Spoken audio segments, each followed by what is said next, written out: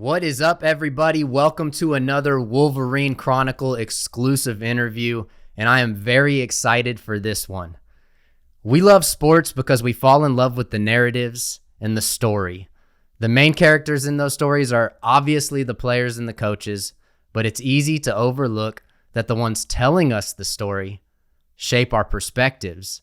And if you're a University of Michigan sports fan like I am, there's a very good chance that this guy has at least somewhat shaped your perspective on Michigan sports.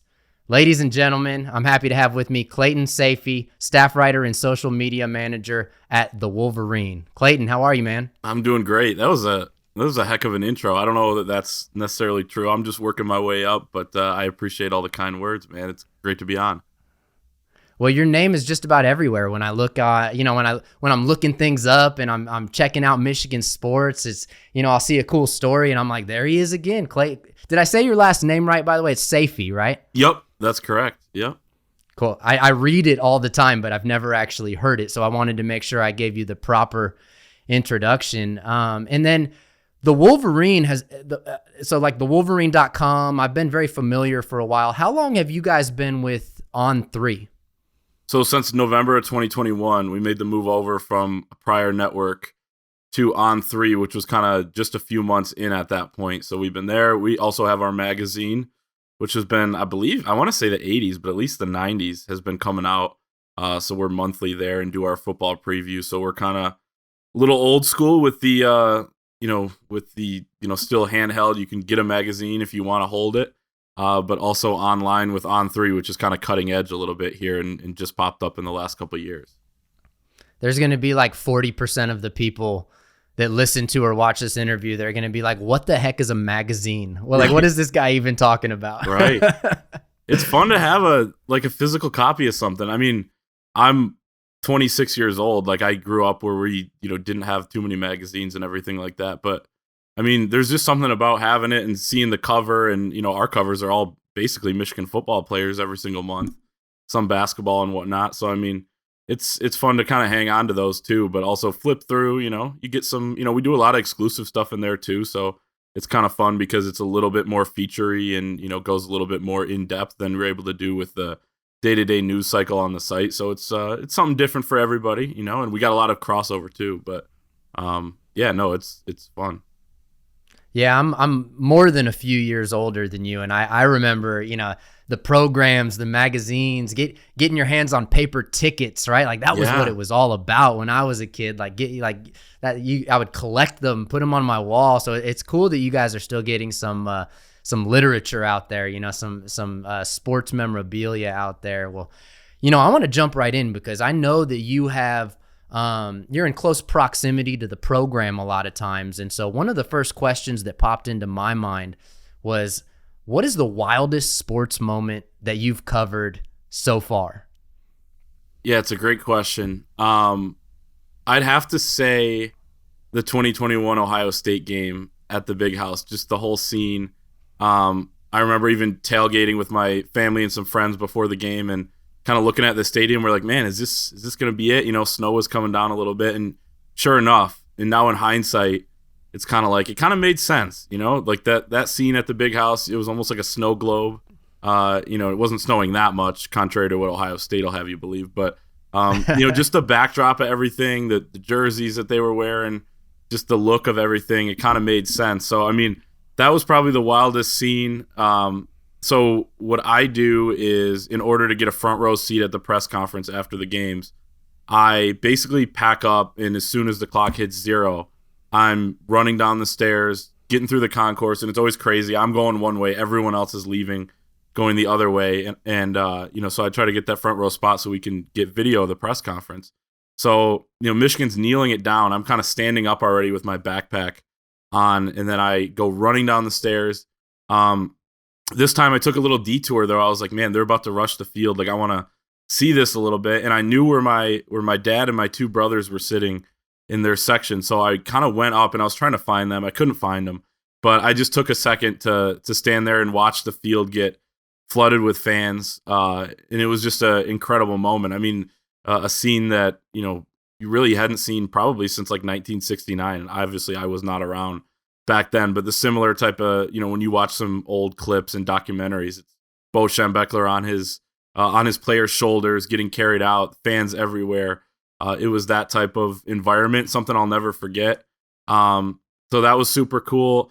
Runners up would be the Tennessee NCAA tournament game last year. That was the first tournament I had covered in person, or actually second, but first one with fans. So just that dramatic game and how fun that was super cool. And then being on the field this past year at Ohio State and seeing their fans file out before the game was over was something I'll never forget too. Just the silence of 110,000 people or 105 or whatever it is there was quite the scene in that way. But man, nothing is going to top, or maybe something will one day, but for a while, I think it's going to be the 2021 Ohio State game that's going to stay on top just because of how magical that was.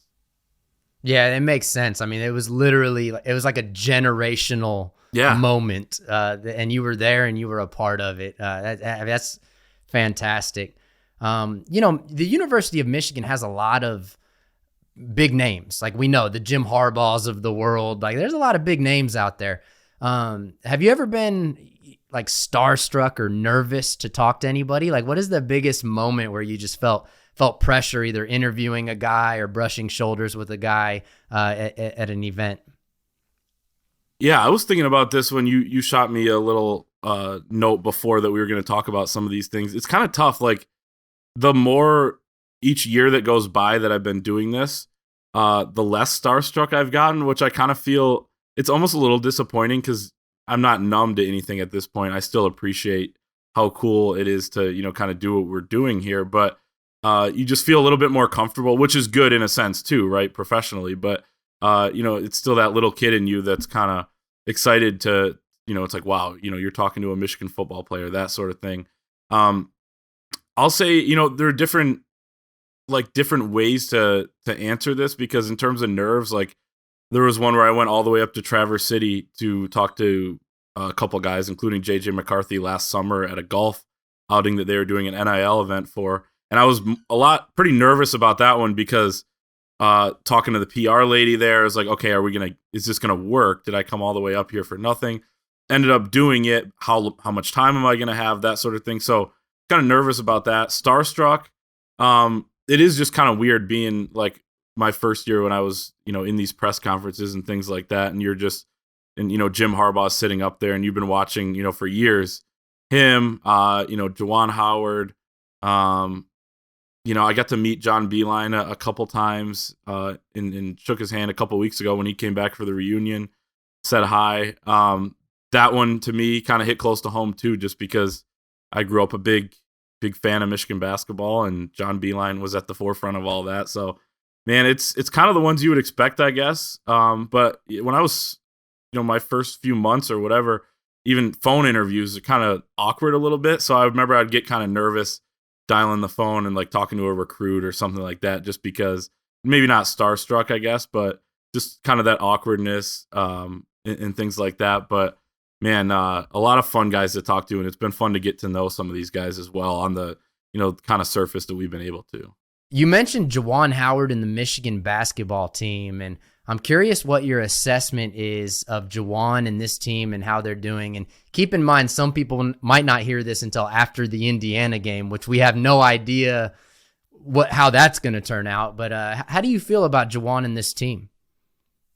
It's a good question, because it's been up and down. I mean, they've had to deal with a couple injuries, including to Jalen Llewellyn, which I think has kind of hurt, and at least given us an incomplete picture in terms of how to fully assess Juwan Howard's fourth team, because that is some adversity to deal with, and you're playing young guys that probably shouldn't be in this spot.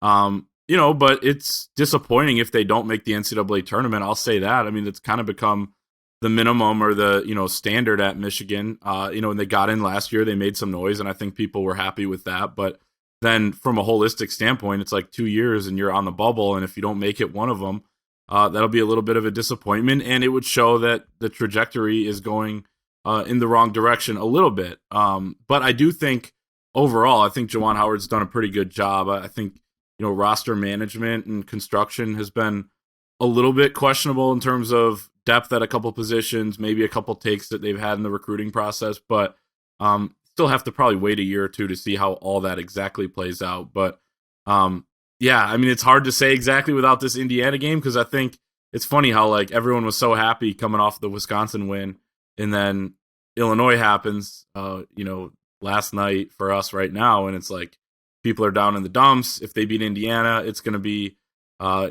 back up, and they'll be riding high, and they would have won 7 out of 10, I think. So it's hard to say exactly. I want to see this year play out. I will say this, and I was writing something on this today. Like, Michigan definitely has some work to do to get in the NCAA tournament, but this program has found ways to, make those plays or win those games that they need to in spots like this in the past. In the recent past, as recently as a year ago, as recently as 2017, as recently as 2016, when they needed the Cam Chapman shot in Indianapolis against Indiana. So, I do have, you look at some of the analytics, it's like, all right, 20% chance to get in. With this program, I kind of feel like it's a little bit higher than that, just because they seem to make those plays and win those games, as I said. But also, this team's playing better right now than they were a month or two ago, so that helps as well. But yeah, I think it's always going to be the thing with Juwan, where he's always going to be compared to John Beilein, which is a little bit unfair in a way, because he was the best coach, I think, in program history. But at the same time, if you're Juwan, you'd much rather take over that program than one from Tommy Amaker or Brian Ellerby or whatever. So, he has that built-in advantage as well. But I'll be interested to see how they respond from a couple seasons that haven't necessarily lived up to expectations throughout the regular season, at least. And hey, who knows? Maybe they'll make a 6 straight Sweet 16, and we won't really be talking too much about the Juwan Howard era and is there pressure on him and that sort of thing. Yeah, man, it feels like they're going to sneak in again. It just has that feeling a little bit, but they're going to have to win 2 more games probably. And if they lose to Indiana, they might have to, win the Big Ten tournament, or at least get to the Big Ten tournament championship game. So we'll see. But I tend to agree with you on all the points you made. But it'll just be interesting to see, see if they make it or not. Let's switch to football, which is obviously the sport in Michigan that gets the most attention. Spring practice has been going on a little bit. We've had some news trickling out, but anything notable or surprising that you've taken away from spring ball? Yeah, I guess probably the one thing, and they've only had 3 practices and they're not in pads yet, so I'm excited to see what kind of comes of the next several weeks until the April 1 spring game. But so far, I mean, you look at it and it's like you started to hear buzz a few weeks ago that, okay, Amorian Walker, Michigan's sophomore who was a wide receiver last year, is going to move over and play corner for the spring. And, then they're going to figure out if he's going to play both ways or whatever after that. And then you talked to Jim Harbaugh last week at his press conference, and he's like, yeah, we consider Amorian a starter already, opposite of Will Johnson. It's like, that's quite the jump from a kid who was kind of going back and forth last year between positions and is now considered the starter. So I think that's probably a good thing for Michigan. At the same time, he's unproven. He's kind of new to the position. I know he played it in high school, but but I would say that's probably the most surprising thing, that he's already established himself as the number 1 guy there. A lot can change. A lot probably will change. Will they continue to pursue guys in the portal after spring at the cornerback spot like they were doing before when it was open? Maybe, and maybe that'll indicate, how they feel about some of the guys that are on the roster and where they're at right now in their development. But I'd say right now, that's probably the spot I'm watching the most, because there's not a ton of question marks on this team. I mean, you have the health of Blake Corum. He'll be fine in a couple months, and things like that. But, it's probably that. And then I want to see how J.J. McCarthy just takes the reins here and, actually becomes the quarterback of this team for a full offseason. It feels like there's a quarterback competition every year at Michigan under Jim Harbaugh. And now it's like there's no one questioning who the quarterback is for this team. So I think that could go a long way with chemistry with the receivers and the offense, kind of all being on the same page and things like that as well. Well, yeah, you posted a video of Amarion running a 6'10" 3-cone drill, which I believe you said would be the fastest of any NFL combine player ever, right? So this kid obviously has some wheels, and on the defensive side of the ball, he looks like he could be sneaky fast. Yeah, that video is insane. I watched it like 100 times because I was like, this is the way he like flips his hips, changes direction, was incredible. Yeah, it's 610, 3 cone, which I think would be easily, and I looked it up at the time, but easily the best time at the combine. I will say this, it was Ben Herbert timing. So, I think yeah, right. So he's got a little his stopwatch hand might have been a little happy. Yeah. It's not a laser. Like he's got a quick stopwatch maybe for some of his guys, which is fair. I will say this though, as we're recording, DJ Turner just ran a official 4.25, I think was the official, or was it 4.26? 4.27. 4.27. I saw that. Fastest in the combine so far, yeah. Yeah, so I mean, who knows? Maybe Ben Herbert's got an accurate stopwatch there. Maybe he's not doing, because there was some buzz that DJ would be in the 4.2s coming into this thing when he was on Bruce Feldman's Freaks list last year. So maybe it is accurate, man. So Amorian Walker, just kind of a freakish athlete. I think Ronnie Bell called him an alien. So he's kind of that type of dude where it's like, man, you got to just find somewhere for him on the field and find the best spot for him. And I think that's what Jim Harbaugh's trying to do. And when it comes to position switches and what position a guy's going to play, I trust this Michigan coaching staff quite a bit. We saw Mike Sainer still. We've seen it with other guys throughout the years, and Jim Harbaugh going back to Stanford. He kind of has an eye for that, where guys should end up. And I think Amorian probably is on the right side of the football for himself, and we'll kind of see how that plays out.